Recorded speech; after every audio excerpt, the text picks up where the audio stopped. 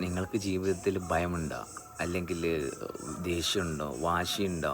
അല്ലെങ്കിൽ ഏതെങ്കിലും തരത്തിൽ ഈ ശരീരത്തിലുണ്ടാവുന്ന ഇമോഷൻ നിങ്ങളെ ഇമോഷണലി കൊണ്ടുപോകുന്നുണ്ടെങ്കിൽ മനസ്സിലാക്കുക, നമ്മൾ വിശ്വാസത്തിലാണ്. കാരണം വിശ്വാസത്തിലിരിക്കുന്ന ഒരാൾക്ക് മാത്രമേ ഭയമുള്ളൂ. കാരണം ഈ വിശ്വാസങ്ങളെന്ന് പറയുന്നത് എപ്പോഴും ആടി ഉലഞ്ഞുകൊണ്ടിരിക്കുന്ന ഒരവസ്ഥയാണ്. കാരണം നമുക്കറിയില്ലല്ലോ, നമ്മൾ വിശ്വസിക്കാൻ പോലും കാരണമായത് എന്തുകൊണ്ടാണെന്ന് നമുക്കറിയില്ല.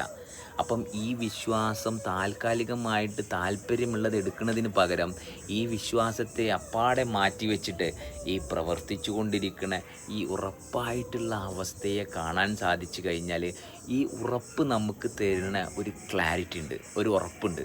ആ ഉറപ്പിൽ പിന്നെ നമ്മൾ ഇമോഷണലി എന്ന് പറയുന്ന ഭാഗമില്ല. കാരണം ഉറപ്പുള്ള അവസ്ഥയിൽ ഉണ്ടാകുന്ന ഇമോഷൻസിനെ നമുക്ക് നമ്മളായിട്ട് കൊണ്ടുപോകേണ്ട കാര്യമില്ല. കാരണം ഈ ഉറപ്പിലിരുന്നാൽ മതി.